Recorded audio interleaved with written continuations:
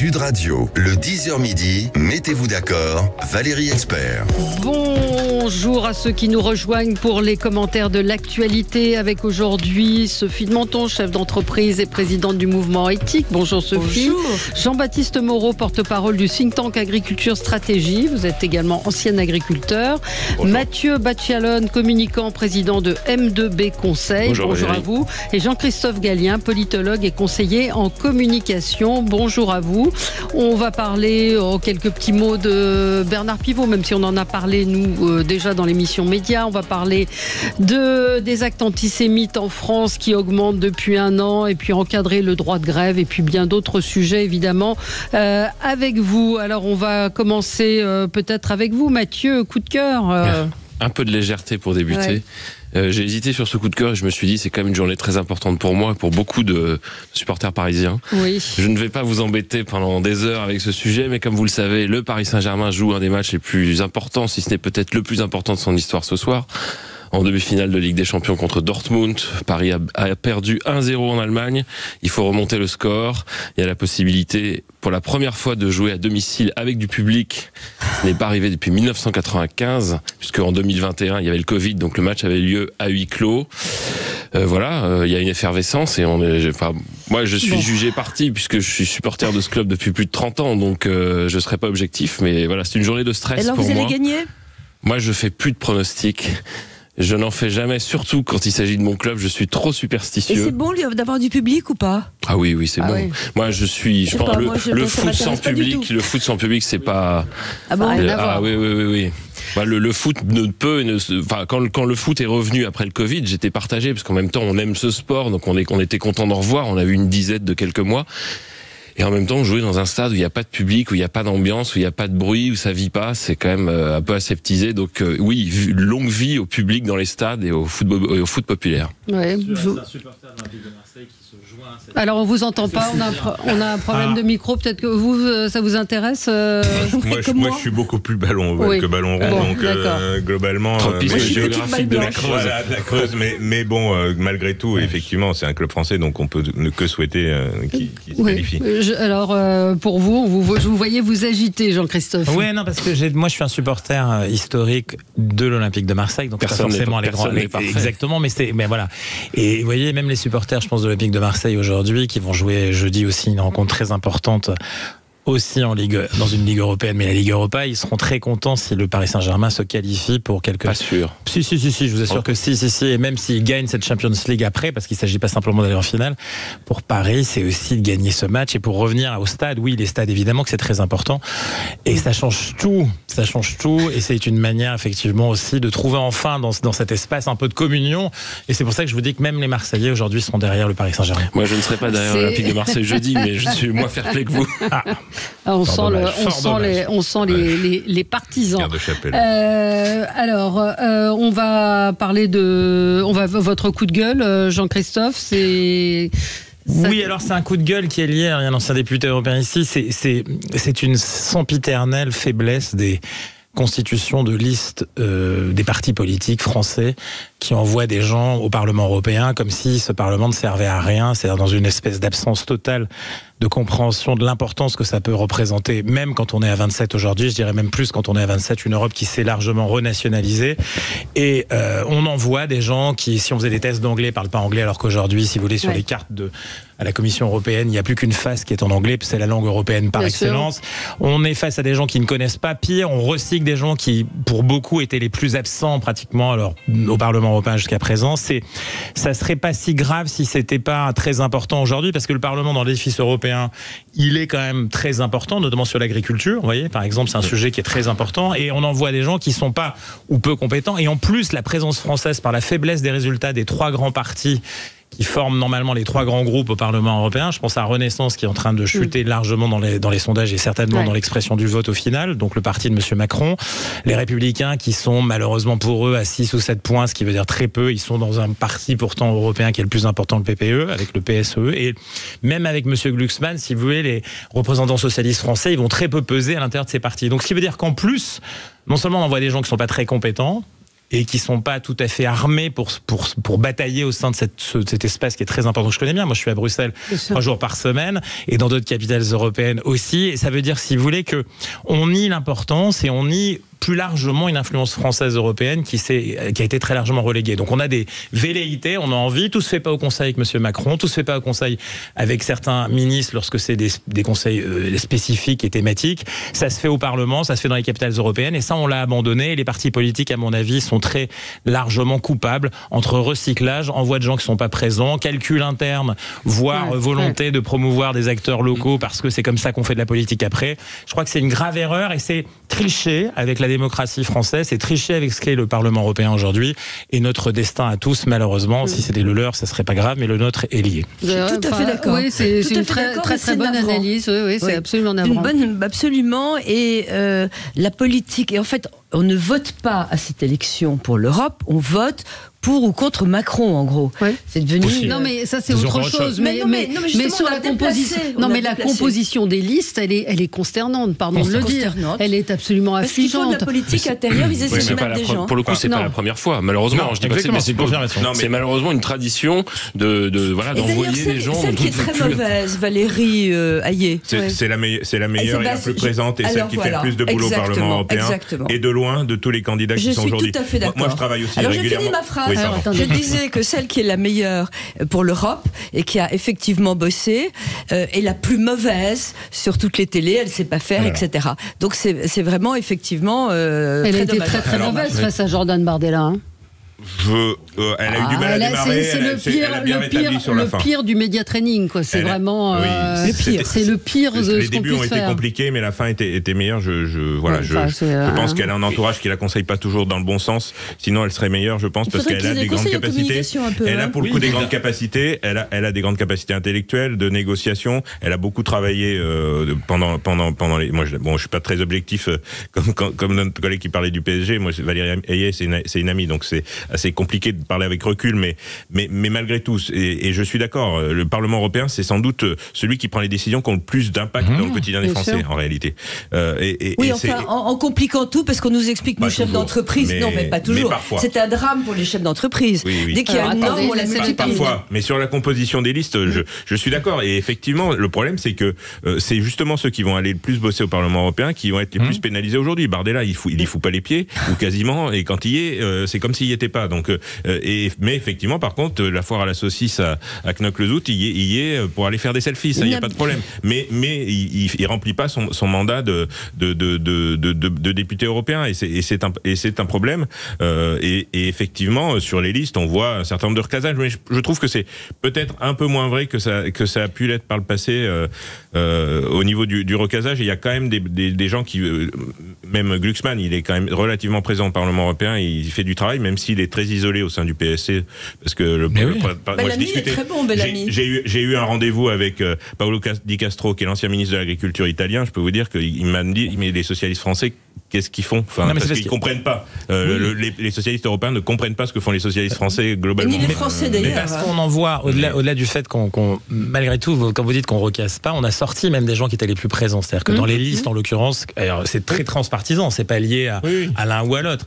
Et que Valérie Hayé soit très forte au Parlement européen, dans le cas présent, en tant que tête de liste, si vous voulez, son rôle à elle, c'est de tirer quelque chose, c'est d'être un marqueur pour que des gens puissent s'identifier dans une proposition de valeur européenne qui est importante. Alors malheureusement pour elle coche pas cette case-là. Ça serait une très bonne 3e, 4e, 5e, mais pas une première tête de liste. Après, ce qui compte, et ce que je voulais dire là-dessus, c'est en général, l'influence française à Bruxelles et dans les capitales européennes, elle est très faible. Elle n'est pas organisée, elle est d'autant plus faible aujourd'hui qu'à l'intérieur des groupes, et vous le savez, puisque vous avez été là-bas, les groupes principaux, encore à la prochaine élection, ça sera pas les groupes du RN ou de LFI, ça sera des gens qui sont le PPE, en tout cas le Parti Socialiste, et le Parti Socialiste, même avec les 13 ou 14 qu'il va avoir français, qui en plus s'ils sont pas bien formés, effectivement, ils vont avoir du mal à peser. Sur les 180 députés. On parle de ça, si vous voulez. C'est pas 14 sur 20, c'est 14 sur 180. Et donc, c'est pareil au PPE. Donc, on a une faiblesse de l'influence française qui va toucher Emmanuel Macron lui aussi, parce que si la France pèse moins au Parlement, lui-même, même s'il est présent pendant 2 ans encore au Conseil,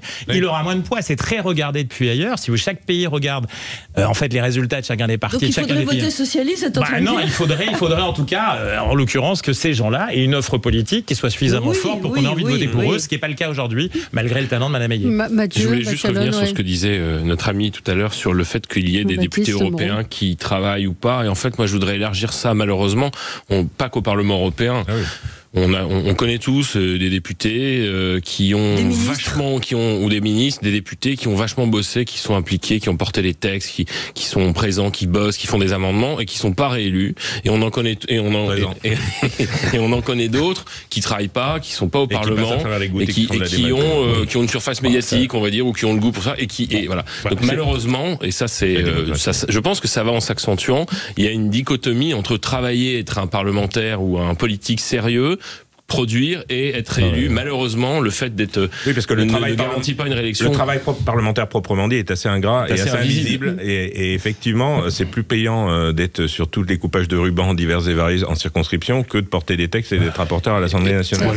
Par exemple, moi j'en veux un peu à certains médias qui présentent par exemple toujours les séances à l'Assemblée en disant regardez, ils sont 3, il y a personne, ils travaillent pas et tout, en essayant pas de faire un peu de pédagogie pour expliquer aux gens ce qu'est le travail en commission, ce qu'est le travail caché dont parlait Monsieur Moreau et ce genre de choses. Mais je suis vraiment, je trouve, merci de ce coup de gueule parce que c'est mais c'est vrai que c'est une chose. On perd de vue la réalité. Le réel, c'est ça, et que c'est une chose qu'on a ressenti, mais de mettre des mots sur ces listes qui sont composées de façon complètement absurde, enfin pas absurde, mais qui répondent à d'autres intérêts que les intérêts européens. C'est assez lamentable. On marque une pause, on se retrouve dans un instant avec vous. Sud Radio, le 10h midi, mettez-vous d'accord, Valérie Expert. Et on est ensemble avec vous pour commenter l'actualité avec ce matin Jean-Christophe Gallien, politologue et conseiller en communication, Mathieu Bachialone, communicant, président de M2B Conseil, Sophie de Menton, chef d'entreprise et présidente du mouvement éthique, et Jean-Baptiste Moreau, porte-parole du think tank Agriculture Stratégie. Et Agriculture Stratégie, oui, vous êtes ancien agriculteur. Ancien député. On va faire le CV entier. Pas complet, c'est bon. On va parler de la montée des actes antisémites en France, plus 300%. Et on va parler également du droit de grève. Est-ce qu'il faut l'encadrer? Est-ce que c'est possible? Parce que j'ai l'impression que c'est un marronnier. Ça fait à chaque fois on en parle et il se passe rien. On va continuer notre tour de table avec ce qui a retenu votre attention. Évidemment, cet hommage à Bernard Pivot que vous vouliez lui rendre, Sophie, ce matin. Absolument, parce que d'abord. Alors tiens, juste avant, je vais vous faire peut-être un petit bout de son questionnaire aux uns et aux autres. Votre mot préféré, Sophie? Réfléchissez les autres. Je t'aime, d'accord. Vous, Jean-Christophe? J'allais dire pas. Je t'aime, c'est l'amour en fait. Voilà. Tu vois. Bon. Pas très original. J'aurais dit ça aussi. Amour, bien sûr. Liberté. Moi, le même que Bernard Pivot, gourmandise. Le mot que vous détestez? Putain. Ah bon? Cette insulte que tout le monde dit maintenant, putain, je hais cette expression. Et alors, votre gros mot préféré ou juron préféré, Merde. Sophie? Merde? Oui. Vous êtes, alors moi j'aime pas la haine et j'aime bien dire fais chier quoi. Là, tu vois ça. La haine c'est nous avons des collections aussi, c'est un mot qui est assez agressif et qui et comme juron j'aime bien putain moi. Oui, ça marche bien. Mais je déteste ça fait déjà un premier désaccord, Sophie. Et Jean-Baptiste, le mot que vous détestez, votre juron préféré? C'est vulgaire. Juron préféré, merde aussi. Merde? Ah bon? C'est connard. Oui, connard aussi. C'est pas mal. Moi aussi, j'aime bien. Mais quand il disait le mot détester, c'est le mot. Non, le vrai mot. Le mot. Ça, c'était les insultes. Voilà. Non, mais le mot, c'était bienveillant. Ah oui, bienveillant, voilà. Je supporte pas la bienveillance. Vous avez raison. Oui, c'est vrai. Moi aussi, ça m'énerve assez parce que ça confine à la bêtise souvent. Et alors, si Dieu existe, sa fameuse question, qu'aimeriez-vous qu'après votre mort, l'entendre vous dire? Je vous renvoie sur Terre. Ah. Vous n'avez pas envie de mourir? Non. Jean-Christophe, bienvenue. Bon. Allez, tu peux quand même rentrer. Et. Salam alaikum. Pardon ? Salam alaikum. Non, mais pour le communisme. Moi, j'aimerais qu'il dise je n'existe pas. Ouais. Ah, c'est joli ça comme réponse. Alors Sophie, vous vouliez lui rendre hommage. Alors, je voulais lui rendre hommage. Tout a été dit, évidemment, Bien donc sûr. je ne vais pas répéter. Je vais vous dire un peu ce que des choses plus qui ont rapport à lui. D'abord, il incarnait la culture et je voudrais en profiter pour citer Jean-Marie Roire qui a dit à propos de la grande librairie qui est supposée remplacer un petit peu les émissions littéraires que c'était une veillée funèbre d'un comité d'entreprise du syndicat Sudrail. Et je crois que c'est assez bien vu. Donc on n'a pas d'émission littéraire. Lui, il avait une émission littéraire qui était pratiquement de la variété. C'était de la gourmandise, c'est ce que disait le libraire tout à l'heure, c'est qu'il était gourmand et curieux. Je crois que c'était ces deux mots. Et alors il était très amusant parce que j'ai joué pendant 7 ans au tennis à côté de lui. Malheureusement une seule fois avec lui. À côté de lui, il avait un double tous les dimanches. Et alors, les éditeurs se battaient pour aller jouer en double. Il adorait le tennis. Il n'était pas un formidable joueur, faut être honnête. Il avait les. Écoutez, oui, non, et alors, On peut avoir toutes les qualités. Oui. il a d'autres qualités, mais il était un assez bon joueur. Mais il y avait des joueurs de tennis, éditeurs, qui étaient des génies au tennis et qui allaient mollo quand ils renvoyaient. Donc c'était extrêmement sympathique. Et il adorait ça. Et puis je voudrais terminer en disant que comme il a incarné la culture, je suis aussi très déçue qu'il y ait une émission Les chiffres et les lettres qui disparaissent en même temps. Et je suis désolée, la culture populaire, tout ce type de mobilisation, de motivation, de curiosité, c'est ce qui faisait la France, c'était formidable. Et donc j'espère qu'avec Pivot ne s'en va pas tout ce qui nous faisait réfléchir, lire. Et c'était merveilleux, les gens qui lisaient pas, aller chez Pivot. On achetait le Pivot même si on ne lisait pas. Non, mais c'est vrai qu'il arrivait à rendre la lecture populaire, ce qui est. Mais absolument. Il y avait des vrais débats, il y avait une vraie animation. Enfin, et c'était. Et puis des gens très. Je me souviens, j'étais pas vieux pourtant et je regardais régulièrement parce que ça on bougeait. avait le droit. Voilà. Moi, j'avais le droit de pas regarder la télé, mais je pouvais regarder Et Pivot. c'était pas soporifique comme beaucoup d'émissions culturelles ou pseudo-culturelles. Et d'ailleurs, c'était Aujourd'hui. toute une époque, parce que je regardais hier Bernard-Henri Lévy, qui était invité régulièrement chez Pivot, et ils étaient tous en train de fumer, les auteurs. Oui, c'est ça, c'est ce qu'on disait, que ça nous surprend maintenant quand on voit ces époque, images. Juste le verre de Ricard ou le verre de vin rouge. Quelqu'un taclait Bernard-Henri Lévy en disant l'hommage qu'il lui a rendu, c'est de montrer sa tronche, pardon, pas d'autres mots, à l'époque où il passait à apostrophe. Oh, il est formidable, Bernard-Henri Lévy, dans son genre.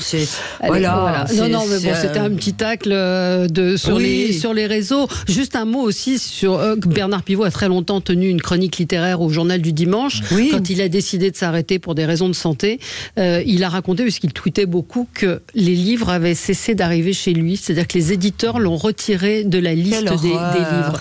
Ça dit beaucoup de notre époque, Jean-Christophe. Oui, je crois que c'est un peu ça. C'est-à-dire qu'il y a dans Pivot, et c'est un petit peu cette nostalgie un peu félinienne là, que vous émettez. Là, finalement, c'est pas un regret, c'est assez joyeux finalement ce qu'il vous raconte. Oui. Et donc lui, d'ailleurs, il était à la fois, à mon avis, il y avait trois fois symbolique. Il est symbolique d'un autre temps. Regardez, on soit avec Monsieur Xi Jinping. À l'époque, la France, c'était pas 44 milliards de déficit commercial avec la Chine. C'était pas être un nain par rapport à la Chine. On était plus fort que la Chine. C'est un autre temps. Il y avait un monde bipolaire. Aujourd'hui, vous voyez ce que c'est devenu. C'était une autre France aussi. C'était une autre France, peut-être plus française, en effet. Peut-être plus joyeuse, plus libre, contrairement à ce qu'on peut penser. On parlait de choses différemment sur son plateau. C'est un peu comme dans le droit de réponse. Il y avait des expressions qu'on pourrait plus aujourd'hui utiliser ou raconter. Donc c'est quelque chose qui est aussi un peu plus vertical parce que c'était une sorte d'instituteur aussi. Certes, c'était populaire, mais on pouvait pas tout remettre en question. On pouvait pas tout remettre en question. Il y avait une espèce d'autorité qui était là. Et donc, et puis je pense que c'est une autre télé. Alors loin de critiquer la télé d'aujourd'hui, c'était quand même un endroit où d'abord, elle n'était pas délinéarisée, on avait rendez-vous. C'était un point important, vous avez dit vous-même, il y avait un rendez-vous. Donc là, on ne la choisissait pas complètement. Et puis, il y avait aussi du clash, il y avait aussi du buzz, mais il était sur le fond et pas simplement sur la forme.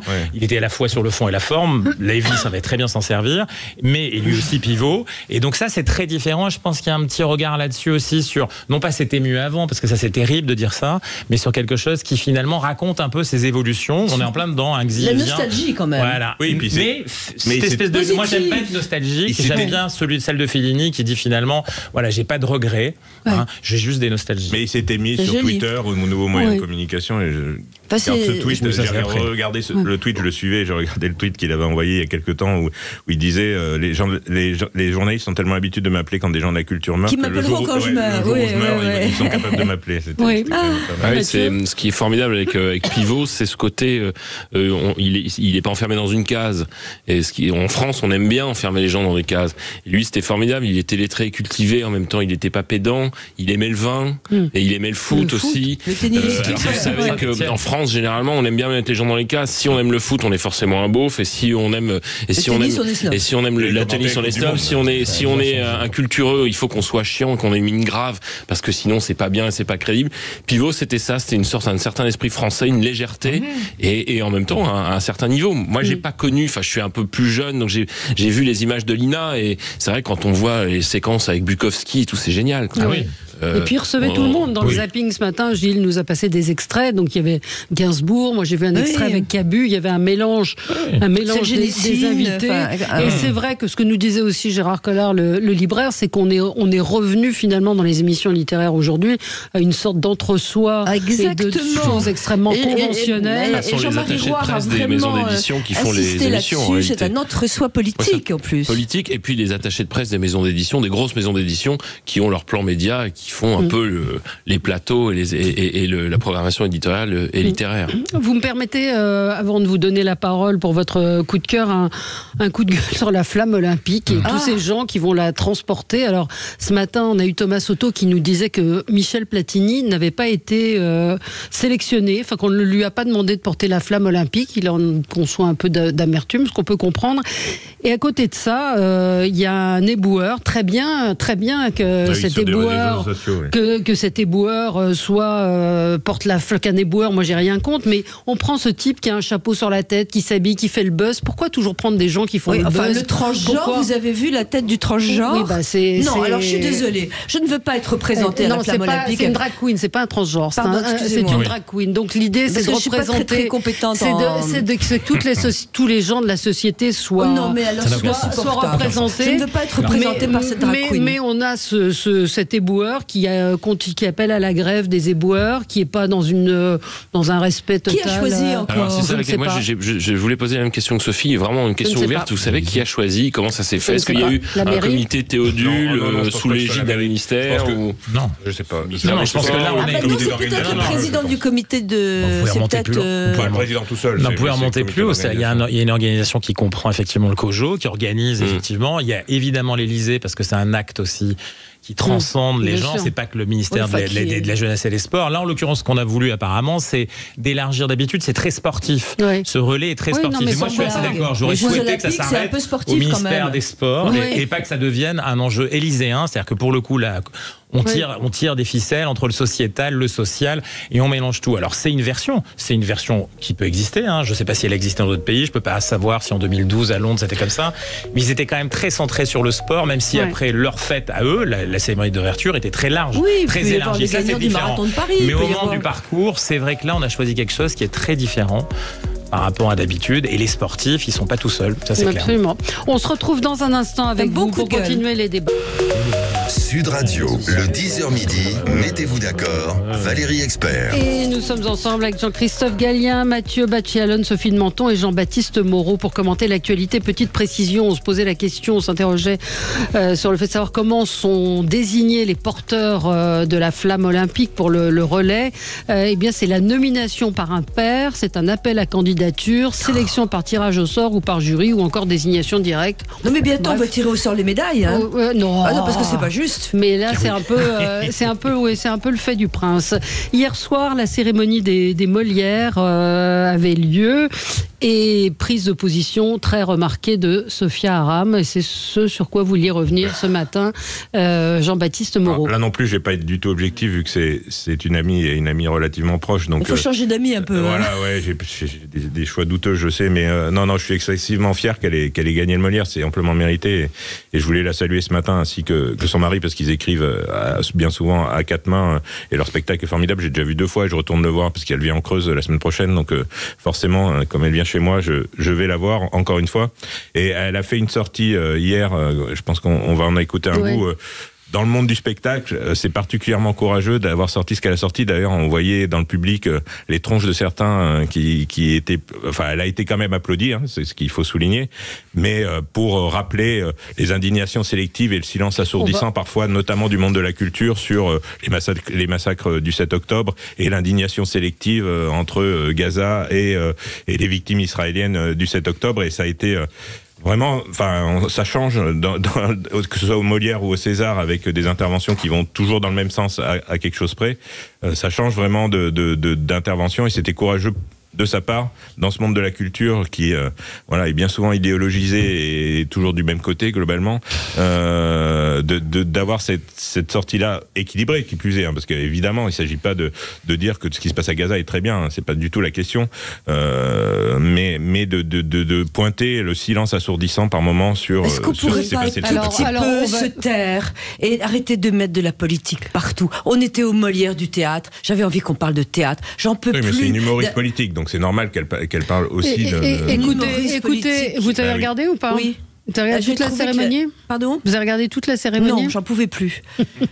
C'était franchement... Alors, je plains l'animatrice, c'est très difficile, donc on ne peut pas critiquer. C'est une comédienne, Caroline Vigneault. Elle était trop présente, trop rapide, trop partie prenante. Ils ont fait... Alors, c'était drôle, c'était la tête de Rachida Dati, parce qu'on la montrait beaucoup et on montrait les autres, elle ne riait pas du tout.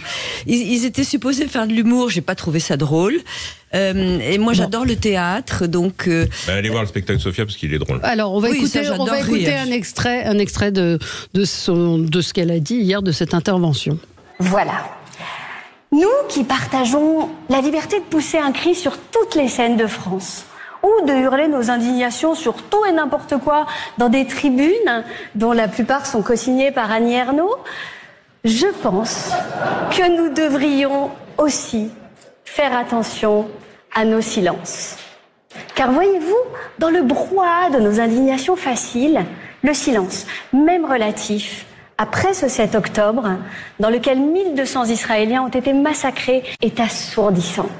Et s'il est évident que nous partageons tous ici les appels au cessez-le-feu, comment être solidaire des milliers de civils morts à Gaza sans être aussi solidaire des victimes israéliennes? Alors, elle a raison, pourquoi pas? Moi, j'ai été étonnée de la réaction de la salle. Oui, moi, qu'elle soit applaudie, j'ai m'attendais à ce qu'elle soit huée. Oui, absolument, j'ai été étonnée. C'était pondéré quand même. Mais je me suis demandé si elle avait eu le discours inverse, si elle n'aurait pas été applaudie quand même. Enfin, c'est une réflexion que je me suis faite. Mais il y avait des gens qui faisaient la gueule. Elle n'avait pas été applaudie par tout le monde, ils filmaient la salle pendant ce temps. C'était assez courageux et j'ai regardé les réseaux sociaux et elle s'est pas tant fait insulter que ça. Elle a eu beaucoup de félicitations. Je me suis pris la gueule avec un ex-collègue Aurélien Taché cette nuit. D'ailleurs, c'est pas un sujet là. Oui. Mais bon, bref. Pourquoi débattre Oui, surtout à 2h du matin, c'est ce que je lui ai dit, vu dans l'état dans lequel il devait être. Mais bon, c'est comme ça. Oui, je crois que c'est vrai qu'il y a des silences. Je pense notamment à l'Iran, parce qu'on parle de Gaza, mais j'aimerais aussi rappeler qu'une répression terrible s'abat sur l'Iran, sur les femmes iraniennes, sur les artistes iraniens, sur les jeunes iraniens. Un rappeur iranien. Et aujourd'hui, mais sur la société iranienne en général, d'un régime qui se maintient à coup d'incarcération, de torture, de meurtre et ainsi de suite. Voilà, c'est vrai qu'il y a des sélections. Il y a des sélections pas simplement par rapport à Gaza, par rapport à Israël, il y a des sélections par rapport à des événements qui se passent en France. Voilà, il y a des morts qui sont célébrés ou en tout cas qui sont poussés, et des autres qui sont laissés à l'abandon complet, non pas simplement du monde de la culture, mais parfois aussi de certaines parties du monde politique. Je crois qu'il y a effectivement des sélections. Alors on a le droit de faire une sélection, on a le droit de s'émouvoir plus pour certaines causes que pour d'autres, ça il n'y a pas de souci. Ce que voulait dire Madame Aram, si je pense pouvoir le dire, c'est qu'effectivement il faut faire attention au silence, il faut être plus équilibré. Malheureusement sur ce sujet qui concerne Gaza et Israël, et d'ailleurs c'est pour la reprendre, il n'y a pas que des Israéliens qui sont morts le 7 octobre, il faut quand même le dire, il y a des Français, des Américains, il y a beaucoup de gens, c'est pas simplement ça. Et sans juger de ce qui se passe aujourd'hui, je crois que c'est vrai qu'il faut regarder ce qui se passe en France. Gabriel Attal a annoncé hier 300% d'augmentation d'incidents antisémites. Je crois que c'est quelque chose qui aujourd'hui doit nous interpeller. C'est-à-dire que, évidemment, que le silence est terrible, et parfois il peut même être complice. C'est-à-dire que pour le coup, elle peut aller plus loin de ce qu'elle a dit. C'est-à-dire qu'elle est restée... Pourquoi elle a été applaudie ? Parce qu'elle est restée finalement assez consensuelle. Je pense qu'aujourd'hui, il y a besoin d'aller plus loin avec les verbatims, notamment des gens de la culture, ou d'autres, s'ils en ont envie, parce qu'ils sont pas obligés d'être là. Je suis d'accord avec Sophie. C'est pas obligé qu'un artiste n'a pas besoin forcément de faire de la politique, un sportif encore moins, si vous voulez. Il n'y a pas besoin de faire ça. Mais lorsqu'on le fait, je pense qu'il faut aller... Encore peut-être avec plus de force qu'est-ce qu'elle l'a fait, peut-être moins dans l'humour, parce qu'on parle de choix, de situations tragiques. Pour commencer, non pas le 9, le 10, non pas après l'intervention d'Israël à Gaza, mais le 8 au matin. Et ce qui veut dire qu'on est dans quelque chose qui est profondément inscrit, qui doit nous interroger et qui nous parle à nous, parce que c'est dans notre société, c'est pas au Moyen-Orient, c'est pas aux États-Unis dans des campus minoritaires ou simplement devant Sciences Po où il y avait 40 personnes, 50, 60 maximum, et qui ont bloqué la totalité d'une institution, avec la complicité de la direction et de certains enseignants, voire de celle du gouvernement, qui n'a pas bien compris les enjeux au départ. Je me tourne vers quelqu'un qui appartient à cette majorité et qui aujourd'hui dit qu'il suit par la ministre de l'enseignement supérieur. C'est grave de suivre, il faut dire non, c'est fini. Et la preuve, c'est qu'aujourd'hui, ça diffuse dans certaines universités et dans les lycées. Or, c'est très minoritaire, là, pour le coup. Et donc, il faut, à un moment donné, s'interroger. C'est pas simplement là-bas, c'est aussi ici. Elle a raison pour ça, de fixer le coup de projecteur, peut-être sur les scènes de théâtre, mais moi je le ferai encore plus durement. Elle le fait durement, elle fait des chroniques hebdomadaires et elle est parfois beaucoup plus dure que ce qu'elle a pu hier soir. Ce que vous dites, c'est vrai, bien sûr, mais c'est surtout l'autorité qui manque, quoi. Et je veux dire, c'est pour ça que les Français vont voter au lieu de voter pour les européennes. Ils vont voter pour ceux qui disent qu'ils vont être autoritaires. C'est terrifiant. Comme j'ai trouvé, c'était. De toute façon, moi, ces cérémonies-là, je trouve que ça n'a strictement aucun intérêt. C'est indigeste, c'est très indigeste à regarder. Et donc le propos de Sophie Aram, moi j'ai trouvé déjà très fin, très subtil. Cette fille en plus a beaucoup de talent, ce qui ne gâche rien. On connaît beaucoup de personnes qui prennent, notamment des humoristes, qui prennent des positions politiques et qui en plus n'ont aucun talent. Elle, je trouve qu'elle en a beaucoup, donc ça ne gâte rien. Et bon, effectivement. Et en plus, sur la question de prendre la parole sur un sujet politique, je suis d'accord avec Sophie, ça devient écœurant dans ce type de cérémonie. Mais là, elle réagit un peu justement à ce phénomène en disant, voilà, on a une indigestion. Mais j'ose pas penser au festival de Cannes. Il faut voir le fermement de haine qu'elle prend dans les programmes. Mais c'est-à-dire qu'on entend quand même plutôt des Corinne Maziero à poil avec des tampax dans les oreilles défendre les intermittents que ce discours-là. Et puis à ceux qui me disent, mais on l'a pas entendu sur les soignants et tout. Et là, il y a toujours quelque chose qu'elle a loupé. Quand elle a gagné, quand elle a obtenu le Molière, parce que ça c'était une intervention à part, quand elle a obtenu le Molière, elle a dédié ce Molière aux antivax, aux complotistes, aux populistes d'extrême droite ou gauche et aux islamistes. Voilà, la liste est complète. On se retrouve dans un instant avec vous sur Sud Radio. Sud Radio, le 10h midi, mettez-vous d'accord, Valérie Expert. Pour poursuivre quelques instants sur le sujet de Sophia Aram et la liberté d'expression et autres, les syndicats de Radio France appellent à faire grève dimanche après la suspension de Guillaume Meurice. Il faut savoir que dimanche dernier, il y a eu une émission entière de Charline Vanhoenacker, émission dans laquelle intervenait Guillaume Meurice. Il faut rappeler qui est Guillaume Meurice. Guillaume Meurice, c'est cet humoriste qui a comparé Netanyahou à un nazi sans prépuce. Donc c'est un humoriste. Moi, je pense que voilà, à partir du moment où ça ne tombe pas sous le coup de la loi, c'est pas drôle, ce qu'on veut, mais aller en justice n'est pas forcément la meilleure des choses. Mais la direction de France Inter a donc décidé d'écarter cet humoriste. Ils ont fait une émission entière de défiance vis-à-vis de la direction. Dans quelle entreprise, aujourd'hui, dans quelle entreprise privée, vous pouvez dire que votre patron est un con ? Enfin, je veux dire, publiquement, à l'antenne. Vous avez raison, ça fait partie du droit de licenciement. Vous parliez d'autorité. Je n'ai jamais vu ça nulle part. Vous avez même si vous n'êtes pas d'accord avec des choses qui se passent au sein de votre entreprise, si vous n'êtes pas d'accord, vous partez. Mais publiquement, je ne me vois pas faire une émission. Alors, ça existe dans les réseaux sociaux, dans les entreprises, parce qu'il y a des salariés qui peuvent le faire, et ça fait partie, on va même pas au prud'homme, on va nulle part, dénigrer son entreprise en public avec des témoins fait partie des motifs de licenciement, point barre. Oui. Non mais alors je sais bien que c'est un humoriste. La mise à l'écart de Guillaume Meurice est une idiotie, parce que si il est pas drôle, voilà, on rit pas et on change de chaîne. Oh, non, on n'a pas forcément gardé un. Attendez, Sophie, que j'aille jusqu'au bout. Mais ce qui me gêne, donc moi je suis pas d'accord avec la mise à pied de Guillaume Meurice. L'émission était indigne aussi, mais la liberté d'expression. Ce qui me gêne plus, c'est que ces gens-là, Guillaume Meurice, Van Hanecker et compagnie, Guillaume Meurice que je connais bien parce qu'il m'a tapé dessus très régulièrement pendant mon mandat pour le côté, c'est un vegan, militant vegan, et donc j'en ai pris plein la tête en tant qu'éleveur. Mais bon, bref, peu importe. Je défends le fait qu'il ait le droit de continuer à faire de l'antenne. Il est pas drôle, il fait pas rire tout le monde. Ceux qui fait rire, tant mieux. Ceux qui fait pas rire, tant pis. Mais ce qui m'agace, c'est que ces gens-là se présentent en défenseurs de la liberté d'expression, alors que c'est les premiers à expliquer qu'il faut interdire ces news et interdire un certain nombre de chroniqueurs qui ne conviennent pas à leur idéologie politique. Donc la liberté d'expression, elle est pour tout le monde, elle est quelles que soient les convictions, sauf ce qui est pénalement répréhensible, évidemment. Mais le problème, c'est qu'ils ne défendent pas la liberté d'expression. Objection. Je suis d'accord, on doit défendre la liberté d'expression, mais est-ce que, sous prétexte de défendre la liberté d'expression, on doit garder une émission qu'on ne veut pas? Ah ben ça non, enfin c'est au responsable. Non mais c'est différent, une émission beaucoup plus virée. C'est différent, c'est un peu différent. C'est une prise en otage d'une antenne. Après, c'est aussi c'est très culturel à Radio France au sens où c'est pas un précédent.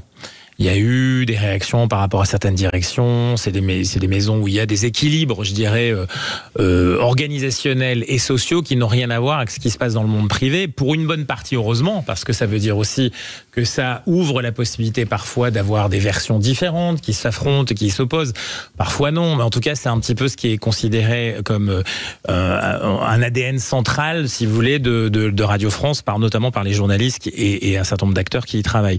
Après, on peut le regarder différemment. Effectivement, est-ce que cette entreprise, qui est après tout une entreprise dite publique, elle doit obéir aux mêmes règles? Est-ce qu'elle doit avoir un espace là aussi où il peut y avoir des événements parce que les membres salariés ou les agents de cette entreprise peuvent aussi quelque part, ça rejoint non pas la grève, mais c'est du rapport de force, si vous voulez. La grève, c'est du rapport de force. Et donc, dans toute organisation aujourd'hui, il y a des rapports de force, qu'elles soient publiques, qu'elles soient privées.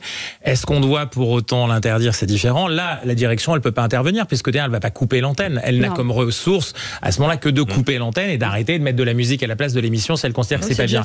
Ça serait un précédent qui remonterait. Alors là, pour le coup, ce serait un vrai précédent. On irait très loin. On en appellerait à votre ami le président de la République et ainsi de suite. Et donc c'est compliqué. Maintenant, après, vous pouvez poser la question parce que cette entreprise, elle est aussi la nôtre. C'est-à-dire que pour le coup, elle appartient à tout le monde. Elle n'est pas simplement celle des. Voilà, exactement. Et donc, il y a une réflexion à voir qui est en cours, qui aurait dû être en cours. C'est une des promesses du président de la République, notamment entre France Télévisions et Radio France.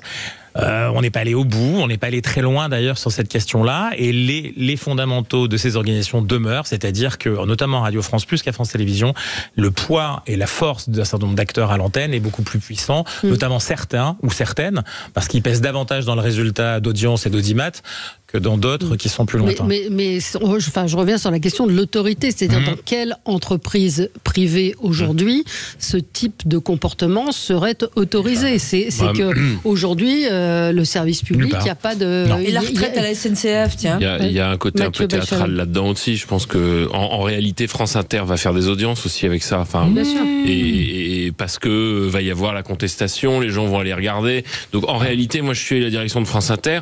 Je regarde avant de, je me dis que je peux tirer les marrons du feu aussi. C'est malheureusement, c'est l'époque du buzz, mais ça fait le buzz, donc ça fait de l'audience. Deuxièmement, je suis d'accord avec ce qu'a dit Jean-Baptiste Moreau. On aime ou on n'aime pas l'humour de Guillaume Meurice. De toute façon, l'humour c'est très subjectif. Hein. Chacun peut avoir une approche différente d'un même sketch ou une même phrase. Moi, ça me choque un petit peu qu'il y ait eu cette éviction et surtout le côté judiciarisation de l'humour. Effectivement, c'est très limite ce qu'a dit Meurice. Et en même temps, les unes de Charlie Hebdo sont très limites aussi. Il y a une tradition d'humour en France, Harakiri, professeur Choron et toute cette école d'humour extrêmement limite qui est dans la provocation. Est-ce que pour autant il faut que ça se finisse en garde à vue? Je ne pense pas. On parlait de pivot tout à l'heure en disant on pourrait plus dire ça aujourd'hui. Là, c'est un exemple certes un peu différent, mais il faut pas offenser, donc on arrive sur un robinet d'eau tiède où on va faire un humour inclusif, où il faudra pas taper sur telle communauté, taper sur les handicapés, taper sur les femmes. L'humour, c'est forcément, ça peut être vulgaire, ça peut sortir du cadre, c'est le principe. Alors, on réclamait de l'autorité. À l'instant, la dépêche qui vient de tomber, le PDG de la SNCF, Jean-Pierre Farandou, sera remplacé après les Jeux Olympiques. Donc c'est notre ami Bruno Le Maire. Voilà, il ne sera pas reconduit pour un deuxième mandat à la tête du groupe ferroviaire, mais poursuivra sa mission pendant l'été pour les Jeux Olympiques. Après la compétition, la présidente de l'Assemblée nationale seront saisies par le président de la République du nom du successeur envisagé de Monsieur Farandou. Donc il est très clairement puni pour la retraite.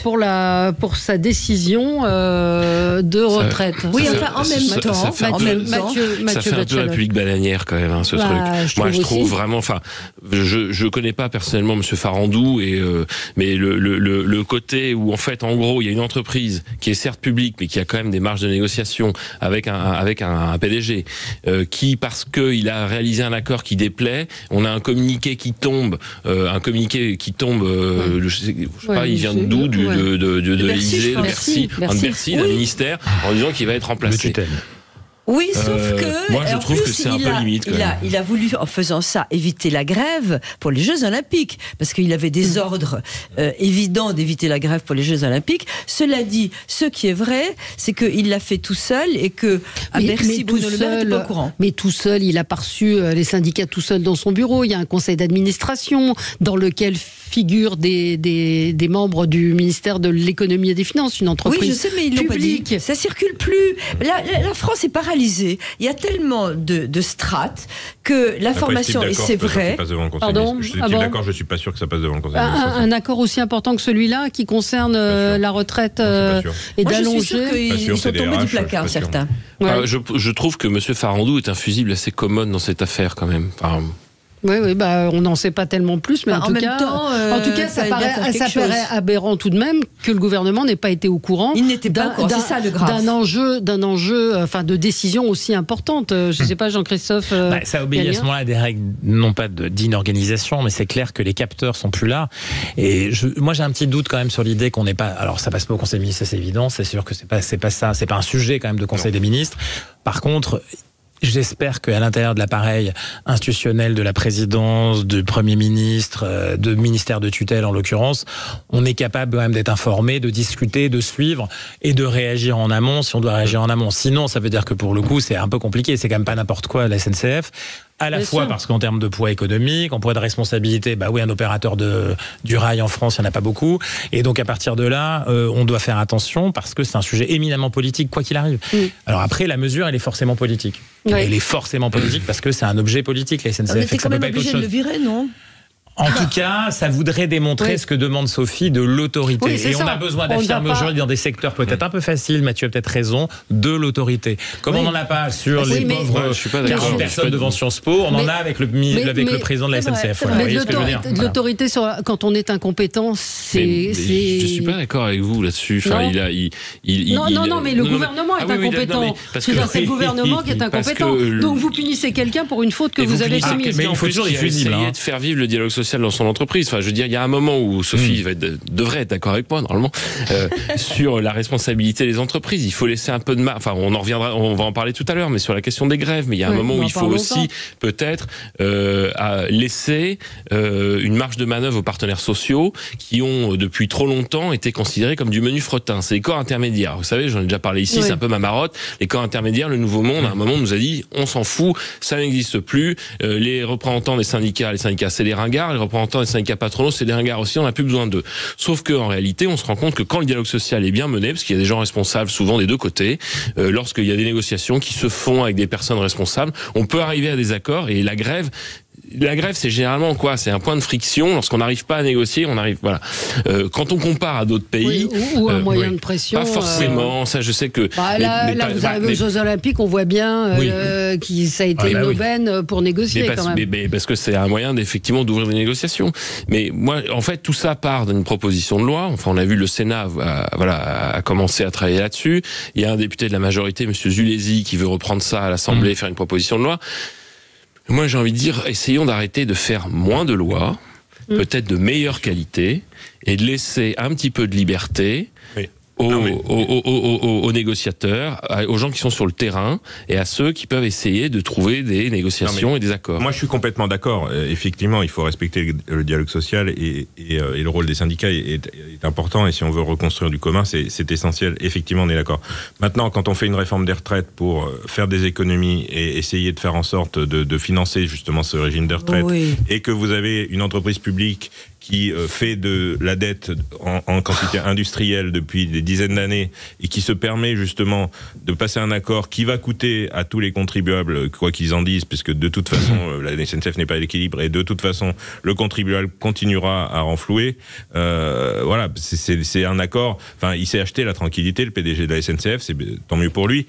Mais honnêtement, au prix de l'imposition de chaque contribuable. Enfin, je veux dire, aujourd'hui, si la SNCF faisait des bénéfices et finançait cette générosité sur ses bénéfices, aucun souci. Moi, j'ai aucun sujet avec ça. C'est son choix. Tant qu'elle fait du déficit et que l'État est obligé de combler, voilà, on finance pas sur le bien commun des avantages sociaux. Enfin, c'est celui qui a été piqué, mais je vous raconte pas les autres, parce que tout le monde est en train de négocier, et même les policiers, ce qu'on peut comprendre un peu. Mais non, mais là on a les éboueurs qui sont en grève, on a les policiers qui vont réclamer aussi d'autres primes. Bref, on se retrouve dans un instant. On pourra parler de ce droit de grève. Est-ce qu'il faut le réformer? À tout de suite. Grand frère, le meilleur marché. Soit 7,99 € le kilo. Origine selon arrivage précisé sur le lieu de vente. Magasin ouvert ce mercredi 8 et jeudi 9 mai de 9h à 13h. Liste et horaire sur grandfrais.com. Sud Radio, le 10h midi, mettez-vous d'accord, Valérie Expert. Pour poursuivre notre débat, on va continuer avec ce texte qui refuse, le texte refusé par l'exécutif, qui refuse donc ce texte qui veut réformer le droit de grève dans les transports. C'est une proposition qui prévoyait d'encadrer le droit de grève et donc l'Assemblée ne souhaite pas, et les deux chambres ne souhaitent pas qu'on encadre le droit de grève. Qu'est-ce que vous en pensez? Moi, je pense que l'Assemblée a raison, parce que autant le droit de grève ne doit pas être le même, à mon avis, dans le privé et dans la fonction publique, autant encadrer ça pour la période des vacances, je trouve ça nul. Alors, on va plus loin. Le droit de grève, qu'est-il? Les services publics, est-ce qu'il existe dans le privé le droit de grève? Est-ce que vous avez beaucoup d'entreprises privées où il y a des grèves? Moi, j'ai bossé dans le privé pendant très longtemps. Ça m'est arrivé parce que j'étais délégué syndical. Ça m'est arrivé rarement, mais ça m'est arrivé 2-3 fois de faire grève et de poser un jour alors, je rappelle, qui dans ce cas est déduit de son salaire. Moi, j'ai eu une grève. Ça m'est arrivé. Une demi-journée. Mais c'est quand même c'est clair que dans le rapport de force, on utilise souvent d'autres moyens parce que c'est compliqué et que l'amont et la négociation régulière se fait. Alors après, il y a des moments compliqués dans le privé, c'est quand on est en fermeture, quand on a une possibilité de fermeture d'activité. Là, on est face à évidemment des situations qui sont plus complexes que dans le temps normal de l'activité. Ça, c'est clair que par rapport au public, on a une vraie différence. Après, ce qui est terrible dans le public, c'est aussi lorsqu'il y a sur les mobilités un monopole, si vous voulez, d'exercice de l'activité du secteur public, de cette mobilité. Parce que pour le coup, ça impacte non seulement les gens qui partent en vacances, ça c'est une réalité, mais aussi les flux économiques. On a besoin effectivement de se déplacer. C'est un monde où les stocks sont dans les camions ou en tout cas dans les trains et ainsi de suite. Donc on est dans quelque chose qui, pour notre économie en général et pour notre vie quotidienne en général, a besoin quand même sinon d'être adapté. Il faut le revoir en profondeur. Exactement. Et c'est un point essentiel et pas simplement pour des périodes de tension particulières qui sont effectivement les vacances.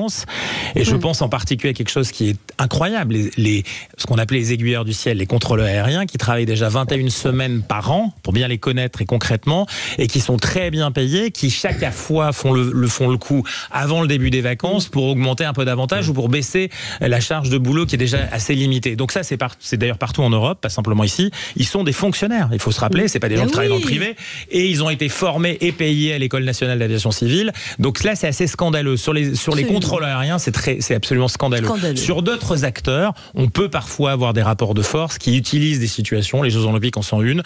Mais là, c'est aussi, vous parliez d'autorité tout à l'heure, il faut à un moment donné que les autorités de tutelle soient capables, sinon de prendre des mesures d'exception, mais en tout cas d'être capables de dire à un moment donné, cette période-là est sanctuarisée parce qu'on ne peut pas faire autrement, et on aura une discussion, une conversation d'acteurs sociaux raisonnables et responsables après. Mais dans une période comme celle-là, dire qu'on va bloquer les transports à Paris ou en Ile-de-France, c'est vraiment fou. C'est une honte. Des lois, il y en a déjà eu. Sarkozy avait fait passer des lois sur notamment le service minimum et autres. Ça fonctionne pas ou ça fonctionne mal, tout du moins. Donc mais pourquoi ça fonctionne pas par manque d'autorité? Parce qu'on fait pas respecter la loi. Mathieu, moi, je ne veux pas vous étonner, je suis pas du tout d'accord avec ce qui a été dit. Le droit de grève, on va répéter, c'est un droit constitutionnel. La grève, ça emmerde les gens. On découvre ça, mais c'est le cas, ça a toujours été le cas, sinon ça n'a pas lieu d'être. Et à chaque fois on nous dit qu'on va réglementer. Mais non, mais du coup, qu'est-ce que vous avez des pays où ça se passe autrement? Parce qu'on en parlait, c'est la question du dialogue social, c'est autre chose. Mais si on parle de la grève en soi, la grève, c'est fait pour embêter. C'est un moyen de pression pour la négociation. Qu'est-ce qu'on va faire dans ces cas-là? On va dire, alors vous pouvez faire grève, mais alors pas à Noël, non mais ça embête. Ça embête. Mais le but est que ça embête. C'est pour faire pression. C'est pour faire pression. Ça embête dans un rapport de force entre deux personnes. Pourquoi aller chercher un tiers ou de confiance ou de soutien qui d'ailleurs des fois soutient. Non, pas tout à fait. Il y a des secteurs où on peut embarquer. Dans les stratégies politiques ou d'influence, on essaie d'élargir et d'impliquer un certain nombre d'acteurs à l'intérieur. Donc en l'occurrence, le public, le grand public, qui n'est pas concerné directement par un combat social à l'intérieur de l'entreprise, qui peut le respecter, parfois le soutien d'ailleurs, parfois le soutien, même quand il y a des grèves à la SNCF, parfois le soutien dedans sur les retraites. Il n'y a pas si longtemps que ça. Là, Mathieu, c'est pas un gros mot, c'est pas un état d'exception, c'est pas une dictature qui ferait que pendant une période, on a besoin d'être responsable dans une situation de 3 semaines, un mois, pour dire à un moment donné, parce que sinon là, c'est pas du rapport de force, c'est de l'exploitation abusive et opportuniste d'une situation. Ça n'a rien à voir. Ça n'a rien à voir. Faites-le à un autre moment. Non, ça dénature de fait totalement le principe du droit de grève. Si on doit choisir, alors on n'a pas le droit de faire de grève à Noël, on n'a pas le droit de faire pendant les JO, pas le droit de faire pendant la Coupe du Monde, pas le droit de faire pendant les soldes. Du coup, ça vide totalement. Si on a le droit de faire si on a le droit de faire grève le 4 novembre entre 3h et 5h du matin. Non mais c'est gentil de dire c'est gentil qu'on ne va pas s'adapter. Mais comment on explique que dans d'autres pays, il n'y a pas besoin d'arriver à ces extrémités de la grève et qu'on a des syndicats qui arrivent à négocier avec des patrons. Enfin, je veux dire, les patrons français, les syndicats français ne sont pas plus cons, ni plus exploitants, ni plus exploités que dans d'autres pays, notamment voisins. Enfin, je veux dire, donc pourquoi est-ce qu'on est obligé d'arriver à systématiquement ces excès?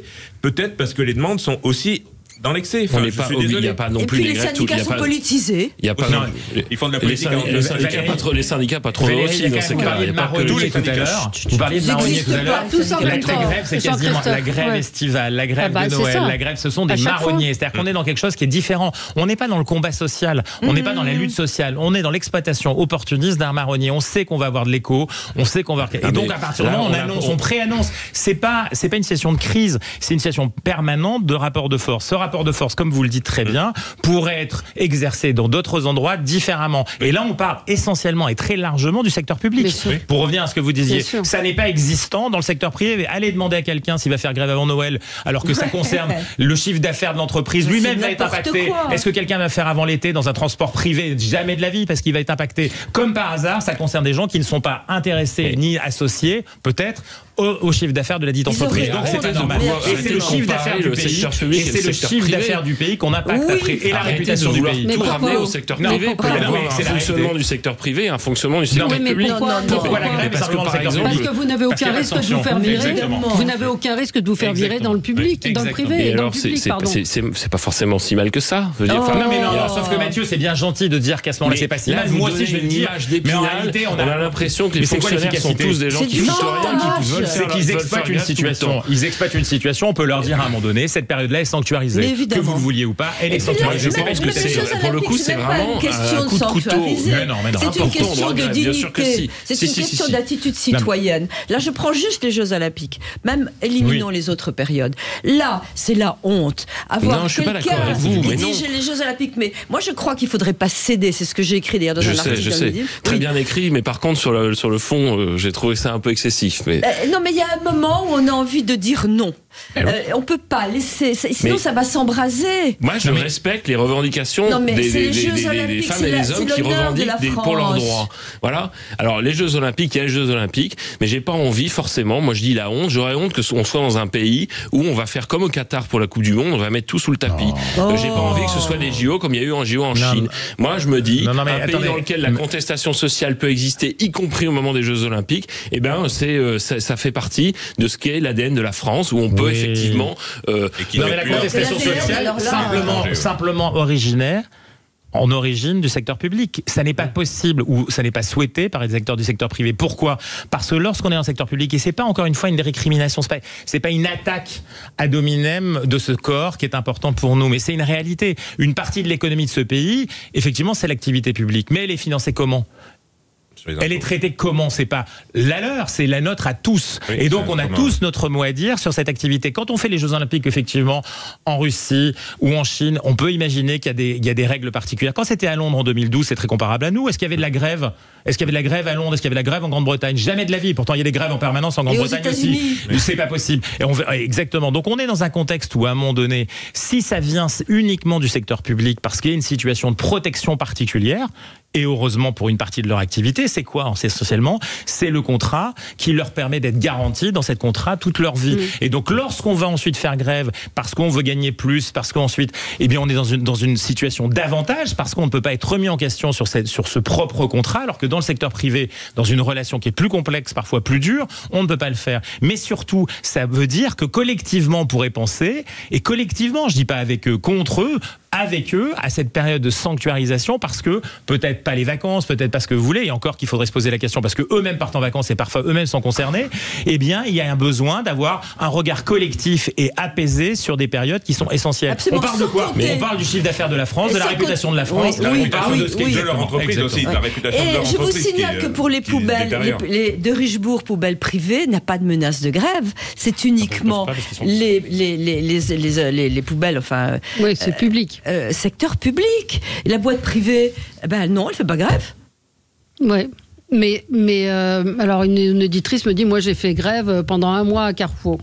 Chez Carrefour, on a fait grève. Il n'y a pas de la grève dans le secteur privé. Ça existe aussi. Faire grève à Carrefour, c'est plus courageux qu'à la SNCF. Oui, sauf qu'il y a une liberté dans le privé. On n'a jamais viré des gens pour grève. Pas moins courageux, mais plus courageux. Et rappelez peut-être quand même, parce que les gens qui font grève par plaisir, ça existe peut-être, mais je pense que c'est quand même une infime minorité. Je sais ils souffrent. L'idée du marronnier de la grève, je suis pas d'accord avec ça. Mais vous avez pris les aiguilleurs aériens, on prend un truc en particulier. Non, les transports en général. Les transports, c'est systématique. Pardon, mais souvent il y a des revendications derrière. Il y a des revendications derrière. Donc il y a quand même, enfin on peut pas dire ils font grève pour s'amuser. Ils font pas grève pour s'amuser. Donc il y a quand même un sujet sérieux derrière. La problématique, c'est de le faire systématiquement au moment des départs en vacances. Pas forcément au moment des départs en vacances. Et ça arrive aussi parce que c'est un moyen de pression. C'est quand lorsque les négociations ont souvent échoué. Mais avec pas tout le même pouvoir de nuisance pour toutes les professions. C'est la SNCF qui échoue en général depuis pas mal d'années et les syndicats ils sont pas pour rien. Et coup de chapeau à l'hôpital qui, quand il fait grève, il y a marqué infirmière en grève, mais elle est là. Et les policiers aussi. Normalement, n'ont pas le droit de faire grève. Allez, merci à tous les 4. Très bonne journée sur Sud Radio. Sud Radio.